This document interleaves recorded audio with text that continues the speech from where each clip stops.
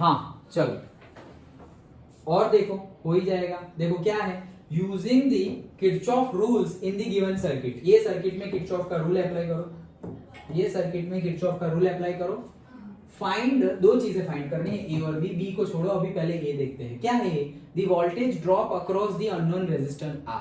पहले फिगर हमें गिवन है, अच्छा ए है, बी है, फिर यहाँ पर एफ है, यहाँ पर ई है, ये आर है unknown resistance, I2 4 volt, 2 ohm, 2 ohm, 3 volt, 0.5 ampere, इतना गिवन है। ठीक है, क्या बोल रहे हैं सबसे पहले, the voltage drop across the unknown resistance R, ये फाइंड करना है। मतलब वोल्टेज ड्रॉप मतलब क्या, potential difference, potential difference between across the unknown resistor R. तो ये अननोन रेजिस्टर आर के बीच में पोटेंशियल डिफरेंस, मतलब हम ऐसा बोल सकते हैं कि ई और एफ के बीच में पोटेंशियल डिफरेंस ढूंढना है, उसके बीच में ही तो है आर, ऐसा बोल सकते हैं।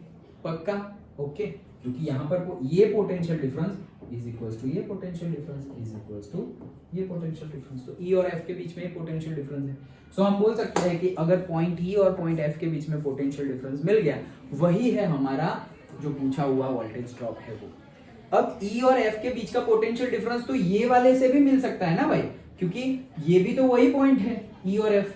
देखो ये तीन जो लाइन है, ये तीनों तीन लाइन क्या है, एक दूसरे के पैरेलल है, तो पैरेलल में तो पोटेंशियल ड्रॉप सेम ही होता है।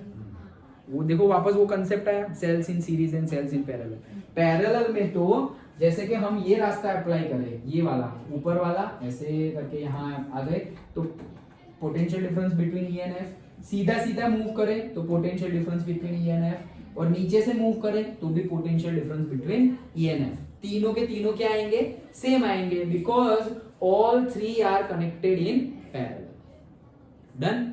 तो ई और एफ में तीन रूट है, ई और एफ सीधा सीधा, ई और एफ नीचे से, ई और एफ ऊपर से, पैरेलली है, तो potential difference between E and F same होगा। ओके ठीक है, चलो तो सबसे पहले देखो, हम अगर नीचे वाली लूप पर कुछ हमारा केवीएल अप्लाई करें, तो नीचे वाली लूप में तो आर ही अननोन है, तो फिर कुछ होगा नहीं। ओके, सो हम ऊपर वाली लूप पर अप्लाई करें तो हो सकता है, क्यों, क्योंकि देखो ये सेल भी गिवन है, करंट भी गिवन है, ये भी 2 ओम गिवन है और करंट भी गिवन है, काम हो गया। फिर यहाँ आए तो यहाँ का करंट वो भी गिवन है, I2 है, I2 गिवन नहीं है, वो है I2, ये गिवन है 4 वोल्ट, तो यहां से हमें क्या मिल जाएगा, I2 मिल जाएगा, ऊपर अप्लाई करेंगे। डन, चलो देखते हैं।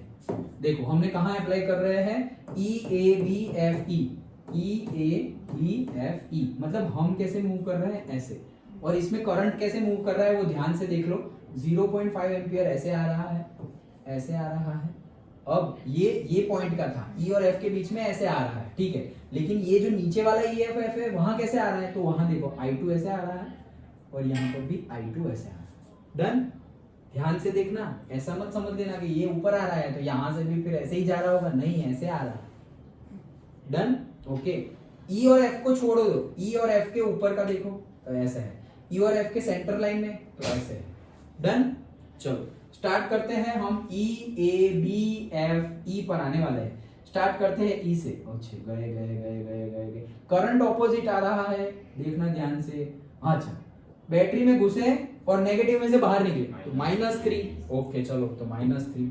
फिर करंट ऑपोजिट आ रहा है मतलब प्लस होगा, तो प्लस आई कितना है 0.5, तो 0.5 इंटू 2 वो भी प्लस, ओके, तो 0.5 इंटू 2 वो भी प्लस। अच्छा, फिर नीचे आए, अब देखो अब हम करंट की डायरेक्शन में चलने लगे, तो करंट की डायरेक्शन में जा रहे हैं और रेजिस्टेंस नेगेटिव होगा। ओके, वो करंट कितना है I2, वो हमें नहीं पता, ये ब्रांच का करंट नहीं पता, ये ब्रांच का पता था, ये ब्रांच का नहीं पता। अच्छा, तो -I2 इंटू 2, फिर बैटरी में घुसे और पॉजिटिव में से बाहर निकले तो +4 और वापस एक पर पहुंच गए, that is 0। That's it, calculate कर लो, ओनली अननोन इज I2, तो हमें I2 मिल गया 1 एम्पियर। देखो ये कितना हो गया, 0.5 इंटू 2 1, 1 -3 -2, -2 +4 +2, ओके, और +2 और ये उधर जाएगा तो 2I2 is equals to 2, therefore I2 is equals to 1। Done, okay, तो ये हो गया हमारा I2 1 एम्पियर। अरे ये तो एक्चुअल में सेकंड में पूछा था, the current I2 in the arm EF, वो पूछा था, वो हमने फाइंड कर लिया। ओके, अब हमारे पास I2 है, तो देखो ये आई आ रहा है 0.5, मतलब यहां से आ रहा है 0.5 एम्पियर, यहां से आ रहा है I2, वो भी हमें पता है दैट इज 1 एम्पियर। तो यहां से बाहर निकलने वाला करंट मिल जाएगा। केसीएल अप्लाई करो एट E, तो क्या होगा, ये दोनों अंदर आ रहे हैं और ये बाहर निकल रहा है, मतलब 0.5 plus 1 that is equal to this 1.5, खत्म। ओके चलो, तो for branch EF by KVL directly लगाए हम अगर EF के लिए, तो VF minus VE is equals to क्या होगा, तो देखो कहां से कहां जा रहे हैं हम, E to F, मिडल वाले के लिए। ओके, तो कहां से E to F जा रहे हैं, तो E to F जाएंगे, माइनस बैटरी में से माइनस में निकलेंगे तो -4, प्लस करंट सामने आ रहा है वो कितना है 1 एम्पियर, तो वो 1 एम्पियर इंटू 2 ओम रेजिस्टेंस सामने आ रहा है मतलब प्लस, तो आंसर आ गया -2 वोल्ट। अगेन -2 वोल्ट का मीनिंग क्या है, VF माइनस VE वो अगर पॉजिटिव आए तो उसका मीनिंग क्या है, VF is at higher potential, VE is at lower potential. लेकिन ये आंसर ही नेगेटिव आए, उसका मीनिंग है कि VE हायर पोटेंशियल पर है और VF लोअर पोटेंशियल पर है। पूछे तो वैसे आंसर देना है। ओके, तो हमें मिल गया VE minus VF is equal to positive 2 volt. अच्छा, तो हमें क्या पूछा था, E और F के बीच में करंट, वो तो हमने पता कर लिया। E और F के बीच में वोल्टेज ड्रॉप, अच्छा हाँ, मैं सोच रहा था हमें R पूछा है, R थोड़ी पूछा है, हमें तो R के बीच में वोल्टेज ड्रॉप पूछा है, तो मिल गया ना, R के बीच में मतलब E और F के बीच में, that is 2, done. Okay, so potential difference across the resistance R that is equals to 2 volt. अच्छा चलो, मान लो मैंने जो सोचा वही पूछा हो कि सपोज फाइंड करो R, कैसे करेंगे, लूप अप्लाई कर लो KVL, यहां पर नीचे वाली सर्किट में लूप अप्लाई कर लो। सपोज हम जा रहे हैं ऐसे जा रहे हैं, तो लूप अप्लाई कर लो। I2 तो पता ही है, यहां से तुम जा रहे हो ऐसे, तो बैटरी के नेगेटिव में निकलोगे तो क्या आया -4। फिर यहाँ सामने आ रहा है I2 मतलब 1 एम्पियर आ रहा है, तो वो कितना हो गया सामने, मतलब प्लस 1 इंटू 2 ही होगा। फिर ऐसे आए, ओके ऐसे आए। अब ये देखो, ये सामने आ रहा है ना, अच्छा फिर ये सामने आया, तो सामने क्या आ रहा है, ये सामने ये वाला आ रहा है। अभी देखो ये 1 एम्पियर है, ये 0.5 है, ये 1.5 सामने आ रहा है, तो 1.5 सामने आ रहा है मतलब 1.5 into R that is equals to 0, done.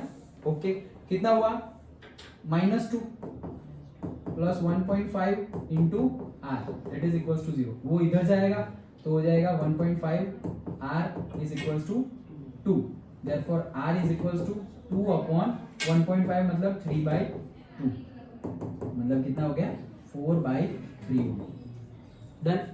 अगर पूछा हो तो ऐसे कैलकुलेट, पूछा नहीं है लेकिन पूछा हो तो कुछ नहीं है, KVL KCL बार बार अप्लाई करते रहो, सही गलत ना हो वैसे। हाँ, जो भी आंसर है 4/3, हाँ 1.3 जैसा आंसर आएगा, 10 होगा ना, 10/3 तो वही आएगा, डन। ओके, तो समझ में आया। अगेन हमने देखो सबसे पहले यहां पर ये वाले जो मैंने अभी लास्ट में अप्लाई किया, कौन सा EF, डायरेक्टली ये EF, फिर वापस यहाँ कोई पॉइंट मान लो से X, तो EFX E, ये लूप पहले से क्यों नहीं लिया मैंने, क्योंकि ये R अननोन था, इसलिए R अननोन था। एट द सेम टाइम ये करंट तो हमने मेजर नहीं किया, यहां पर KCL अप्लाई करेंगे तब पता चलेगा कि 0.5 भी आ रहा है और 1 भी आ रहा है, तब जाके 1.5 आया। तो 1 आ रहा है वो पता तो होना चाहिए, वो कब पता चलेगा, ये I2 ढूंढेंगे तब, डन, पक्का। ओके, तो ऐसे ही न्यूमेरिकल्स हैं, आगे और थोड़े न्यूमेरिकल्स देखेंगे, फिर विस्टर्न वेरी जो वो सब है वो देखेंगे, बुक में भी अच्छे न्यूमेरिकल्स है 1-2। ओके,